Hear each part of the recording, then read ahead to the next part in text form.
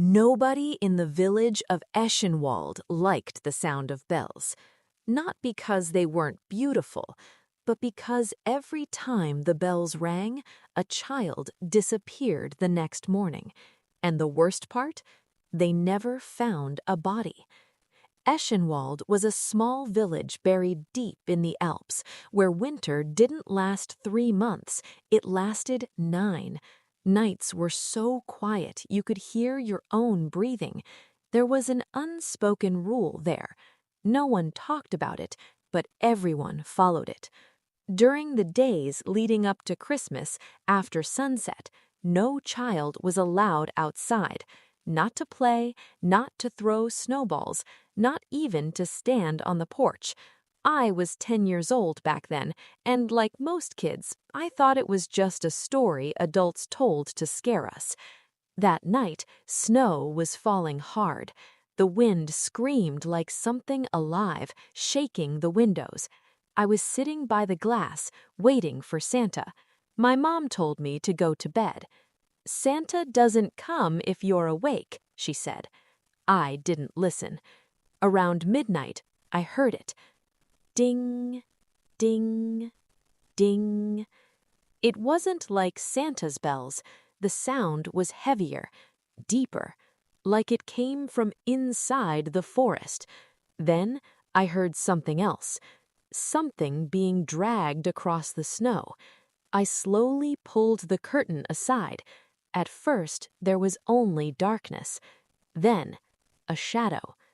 Tall, way too tall to be any man I'd ever seen. Curved horns rose from its head, its legs bent like an animal's, ending in hooves, and over its shoulder, a large black sack. That's when I knew. This wasn't Santa. This was Krampus. Years later, I learned the adults had always known. Krampus was older than Santa, older than Christmas itself. He wasn't evil. He was balance. Santa gave gifts to good children. Krampus took the bad ones away. He didn't kill them. He didn't hurt them. He took them somewhere they never stayed children. The next morning, the church bell rang, not for celebration, but for warning. Leon, the neighbor's kid, was gone. He was cruel. He bullied smaller kids, threw rocks at cats, and the night before, he'd snuck outside. The only thing they found were hoofprints in the snow. My grandfather had an old notebook filled with strange writings. One night, I finally asked him about it.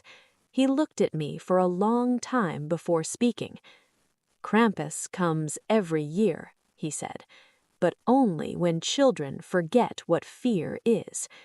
In the notebook, one line was underlined over and over.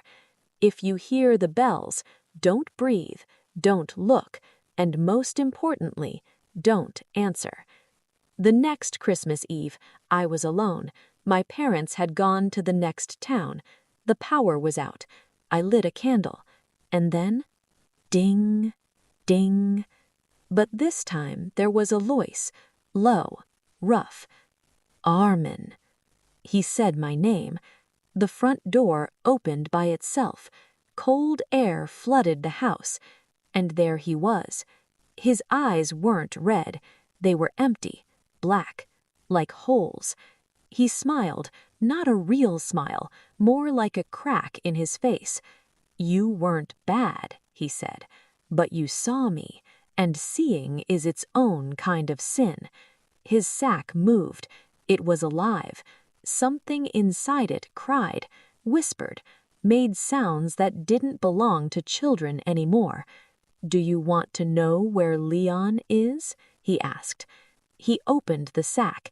Leon wasn't there. Something else was. Something that used to be Leon. Blind eyes, a stitched mouth, a body bent and broken, like a man who'd lived 100 years. Time works differently there, Krampus said. Then he made me an offer. He would let me live, on one condition. Every year, he said, You tell my story. You remind them I'm real. I agreed, because I had no other choice. Years have passed since then. I left Eschenwald long ago, but every year near Christmas, I hear the bells. And if you're hearing this story right now and you hear something outside, don't look, don't answer, because Krampus loves the ones who don't believe in him the most.